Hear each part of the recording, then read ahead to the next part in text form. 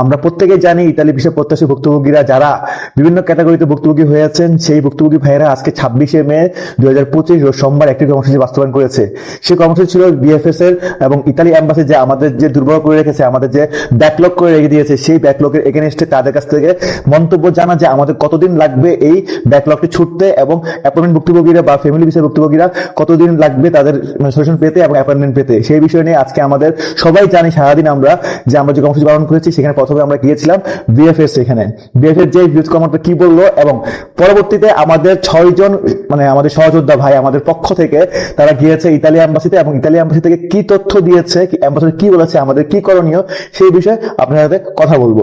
তার আগে বলিনি, যারা আমার চ্যানেলটিতে নতুন তারা অবশ্যই সাবস্ক্রাইব করে দিবেন এবং ভিডিওটি ভালো লাগলে অবশ্যই শেয়ার করে দিবেন।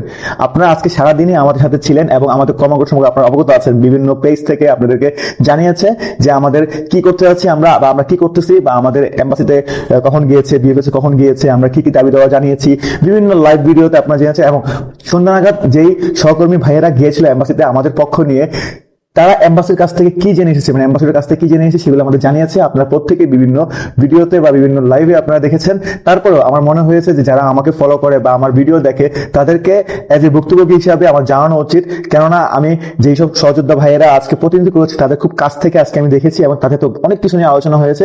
সেই বিষয় নিয়ে বিস্তারিত আপনাদের কথা বলবো। প্রথমে চলে আসি, যারা আজকে এই কর্মসূচি বাস্তবায়ন করার লক্ষ্যে দূর দূরান্ত থেকে এসেছেন, প্রত্যেক ভুক্তভোগী ভাইয়ের কাছে আমি একজন ভুক্তভোগী হিসাবে আপনার কাছে অনেক কৃতজ্ঞ। মানুষ এত বেশি হয়নি, হাজার খানেকের মতো হবে। তারপরেও যারা এসেছেন স্বতঃস্পষ্ট ভাবে, স্বতঃস্ফূর্তি ভাবে সকাল থেকে সন্ধ্যা অবধি পর্যন্ত আপনারা যেভাবে মাঠটাকে গরম করে রেখেছেন, বিএফএস এর সামনে যেভাবে আপনারা বিভিন্ন স্লোগানে বা বিভিন্ন দাবি দাবা নিয়ে আপনারা এক ধরনের মুখরিত করে রেখেছেন, সেই জায়গা থেকে আপনাদের কাছে অনেক অনেক কৃতজ্ঞ। আপনারা আজকে না আসলে আমাদের যে অ্যাম্বাসিডর একটা দিক নির্দেশনা দিয়েছে, ইভেন একটা জিনিস বলে রাখি যে আগামীকাল বলেছে অ্যাম্বাসিডর আমাদেরকে একটা বিজ্ঞপ্তি আকারে বা একটা নোটিশ আকারে আমাদের জানিয়ে দিবে যে আমাদের কি করণীয় বা কি করতে হবে, কি করলে এম্বাসি কি করবে, আমাদেরকে কবে নাগাদ ব্যাকলগ ছুটিয়ে দিবে। যাই হোক, আরেকটু মূল আলোচনায় আসি যে আইন শৃঙ্খলা বাহিনী আমাদের কোনো ধরনের প্রেশার ক্রিয়েট করে নাই, কোনো ধরনের বিশৃঙ্খলা করতে বা কোনো ধরনের বাধা প্রয়োগ করে নাই। আমরা প্রথমে ফুটপাতে ছিলাম, তারপর সেখানে যখন যতই দিন গড়িয়েছে ততই মানুষজন এসেছে এবং ততই আমরা রাস্তা ব্লক হয়েছে। আমরা এম্বাসির সামনে যে সিঁড়ি আছে, বিএফএস এর সামনে যে সিঁড়ি আছে, সেখানে আমরা পর্যন্ত দখল দিই। আর আজকে বৃষ্টি আবহাওয়া প্রতিকূল থাকার পরেও সবাই যে ভুক্তভোগী ভাইরা ছিলেন, সারাটা দিন খেয়ে না খেয়ে কষ্ট করেছেন, প্রত্যেকেরই সুফল, জানি না সুফল কিনা, প্রত্যেকেরই কারণে কিন্তু আজকে আমরা একটা দিক নির্দেশনা পেয়েছি। যাই আমাদের প্রথম দিকে প্রথম 5 জন প্রতিনিধি আমরা সকলে জানি, রিয়াদ, লোটাস, ইকবাল, অ্যাপয়েন্টমেন্ট ভুক্তভোগী থেকে আরিফ এবং হচ্ছে গিয়ে মেহেদি সম্ভবত, এই 5 জন প্রথমে গিয়েছিল আমাদের প্রতিনিধি হয়ে বিএফএসের কাছে জানতে যে আসলে তারা আমাদের কাগজপত্র ঠিক মতো এম্বাসিতে পাঠিয়েছে কিনা। এবং এম্বাসি যেহেতু আমাদের এই ব্যাকলগ করে রাখছে, তারা বারবারই বলে যে আমরা ডাকপিয়ন, সেই ডাকপিয়ন জায়গা থেকে প্রত্যেকবার যখন এম্বাসি দিতে উপর দায় চাপিয়ে দেয়, তাদেরকে যখন বিভিন্নভাবে আমাদের ভুক্তভোগী ভাইয়েরা যে প্রতিনিধি গিয়েছে তারা বলেছে যে আপনাদের অনেক দুর্নীতি রয়েছে, ইভেন আপনারা অ্যাপয়েন্টমেন্ট দিচ্ছেন না, আপনারা ফ্যামিলি বিষয় করতেছেন না, আপনারা অ্যাপয়েন্টমেন্ট স্লট খুলে দেন রাতে 3টা বাজে 2টা বাজে। এর কারণে আজকে আমরা ব্যাকলগ হয়ে আছি। আপনাদের যদি এম্বাসি যদি 100 কাগজ চেক করার ক্ষমতা থাকে, তাহলে আপনারা কেন হাজার হাজার কাগজ জমা নিয়েছেন? আপনাদের ইনকামের জন্য আমাদেরকে ভুক্তভোগী করে রেখেছেন, আপনারা দায় এড়াতে পারেন না। আপনারা একটা সলিউশন দিবেন, না দিলে কিন্তু আমরা বিএফএস সামনে থেকে যাব না। আমরা যে পর্যন্ত কোনো ধরনের সলিউশন পাবো না আপনাদের কাছে মৌখিক এবং লিখিত, সেই পর্যন্ত আমরা এখান থেকে লড়বো না। আমরা ভুক্তভোগীরা এখানে অংশগ্রহণ করবো, যদি লাগে 4-5 দিন এখানে স্টে করতে হয় আমরা করবো। বিভিন্ন চাপ প্রয়োগের পরে এবং আইন শৃঙ্খলা বাহিনীর যে প্রতিনিধি গিয়েছে আমাদের মধ্যস্থতাকারী বিএফএস এবং আমাদের যে ইতালি বিষয় ভুক্তভোগী তাদের মধ্যস্থতাকারী হিসেবে যে আইন শৃঙ্খলা বাহিনীর যে কর্মকর্তারা গিয়েছেন, তারাও এক ধরনের আলোচনা করে বিএফএস কে আশ্বস্ত বুঝাতে সক্ষম হয়, যেহেতু তারা এত কষ্ট করে এতগুলো মানুষ এসেছে, তাহলে যদি তোমাদের যদি কোনো দায় না থাকে, তোমাদের যদি কোনো সমস্যা না থাকে, তাহলে তোমরা এম্বাসিকে জানাও, অ্যাম্বাসিডরকে জানাও যে এই ভুক্তভোগীগুলো আজকে এসেছে, তাদের কাছ থেকে একটা সলিউশন নেওয়ার জন্য এখন আমরা পারতেছি না তাদেরকে ট্যাকেল দিতে বা কোনো ধরনের সলিউশন দিতে, তোমরা এটা এই বিষয় হ্যান্ডেল করো। তখন বিএফএস কর্মকর্তা এম্বাসিতে কন্ট্যাক্ট করে এম্বাসি একটা অ্যাপয়েন্টমেন্ট নেয়, নিয়ে আমাদের ভুক্তভোগীর পক্ষ থেকে 6 জন ভাইকে পাঠায়। সেই 6 জন ভাই যে দীর্ঘ প্রায় 3 ঘন্টার মতো তার সাথে আলোচনা করে, ডেপুটি যে অ্যাম্বাসেডর ছিলেন তিনি এই প্রতিনিধিত্ব করে এবং উনি বিভিন্ন বিষয় নিয়ে কথা বলে। আমাদের ভুক্তভোগী ভাইরাও বিভিন্ন বিষয় নিয়ে কথাবার্তা বলে যে এই যে 2টা বছর কেন ব্যাকলগ করে রাখা হয়েছে। তখনই আমি সংক্ষেপে বলতেছি, কারণ সারাদিনের কথা খুব সংক্ষেপে বলতে, ভিডিও বড় হলে অনেকে দেখেন না।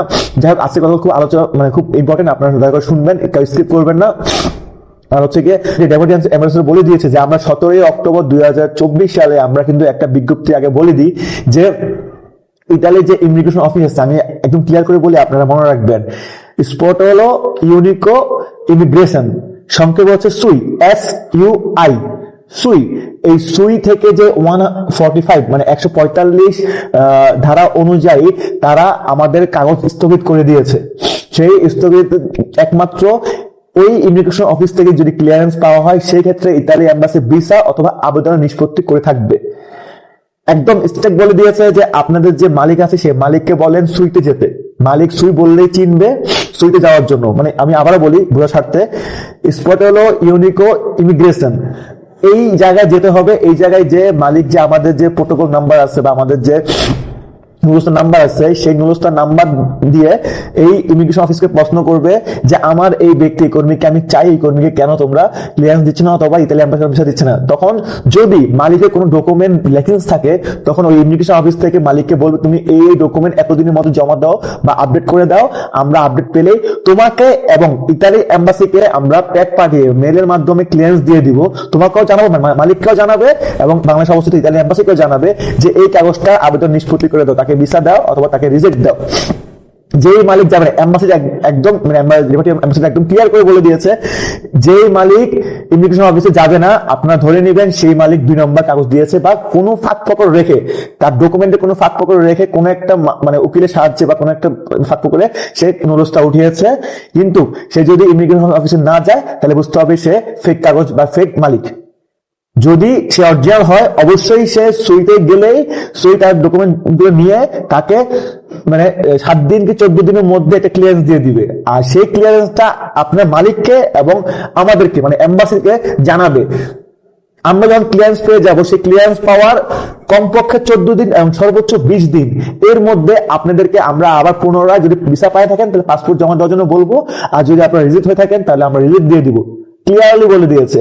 ইভেন কালকে ইতালি এম্বাসি হোক বা বিএফএস এর ওয়েবসাইট হোক, যে কোনো একটা সাইট থেকে আবারও তারা বিস্তারিত আমাদেরকে একটি নোটিশ বা একটি বিজ্ঞপ্তি দিয়ে দিবে।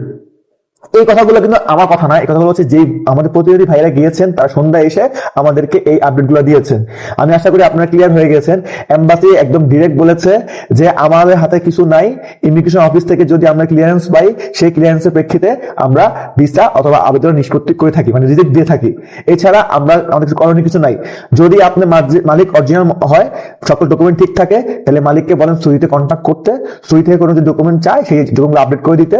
যদি না চায় তাহলে সেক্ষেত্রে সুই আমাদেরকে বলবে যে এই নুরুস্তার বা এই প্রোটোকল নাম্বারে তাকে ভিসা দিয়ে দেওয়া হোক বা আবেদন নিষ্পত্তি করে দেওয়া হোক। আমাদের যারা মাধ্যম আছেন, মধ্যস্থকারী আছেন বা মাধ্যম আছেন, দয়া করে আপনারা যারা অরিজিনাল কাগজ দিয়েছেন বা আপনারা জানেন মালিককে অরিজিনাল কাগজ দিয়েছে কিনা, সকল ডকুমেন্ট ঠিক আছে কিনা, আপনারা দয়া করে সেই মালিকের সাথে যোগাযোগ করেন। যোগাযোগ করে মালিককে এই জিনিসটা, এই মেসেজটা জানান। আর আমরা চেষ্টা করবো প্রত্যেকটা ভুক্তভোগী কালকে যে আপডেটটা পাবে সেই আপডেটটাও দিয়ে দিব। এবং আপনি যদি দেরি করেন, আমাদের এই যে কথাগুলো অ্যাম্বাসেডর বলেছে আমাদেরকে, আমাদের প্রতিনিধি আমাদের জানিয়েছে, সেই কথাগুলো আমরা আমাদের মাধ্যমকে জানাবো। এবং মাধ্যম আপনাদের কাছে হাত জোর করে বলি, আমরা খুব অসহায় হয়ে আছি, খুবই অসহায় হয়ে আছি। আপনারা দয়া করে কষ্ট করে একটু মালিকের সাথে একদিন সময় নিয়ে যোগাযোগ করে তাকে সুইতে পাঠানোর ব্যবস্থা করেন, যাতে করে আমাদের একটা ক্লিয়ারেন্স দিয়ে দেয়। এবং ডেপুটি অ্যাম্বাসেডর বলেছে 14 থেকে 20 দিনের মধ্যেই যদি সুই থেকে তাদের ক্লিয়ারেন্স দিয়ে ইতালি এম্বাসি আমাদেরকে তারা ভিসা অথবা আবেদন নিষ্পত্তি করে দিবে। আর যদি আমরা কোনো ধরনের এটা না আনতে পারি বা আমাদের মালিক না যায় ইমিগ্রেশন অফিস সুইতে, তাহলে ধরে নিতে হবে যে আপনার মালিকের ডকুমেন্ট লেকিংস আছে অথবা আপনার মালিকের কর্মী এখন দরকার নেই, দুইটার একটা। তো আপনাদের কাছে আবারও রিকোয়েস্ট করি আপনারা করবেন সেম ভাবে হচ্ছে গিয়ে যে অন্য যে অ্যাপার্টমেন্ট ভুক্তভোগী ভাইরা আছে 22 অক্টোবর 2024 আগে, তারাও কিন্তু সেম প্রসেস আন্ডারে থাকবে। তাদের মালিককে যেতে হবে হচ্ছে সুইতে, সেখান থেকে অ্যাপার্টমেন্ট পাওয়ার জন্য ক্লিয়ারেন্স নিতে হবে। ওই যারা ক্লিয়ারেন্স পাচ্ছে, যে সুই ক্লিয়ারেন্স দিচ্ছে অথবা যেসব মালিক যে ক্লিয়ারেন্স নিচ্ছে, তাদেরকে কিন্তু এম্বাসি বা বিএফএস এর মাধ্যমে ডেকে তার পাসপোর্ট অথবা যা ডকুমেন্ট লাগবে সেটা নিচ্ছে, অ্যাপয়েন্টমেন্ট দিচ্ছে বা রিপ্রেজেন্টেশন দিচ্ছে।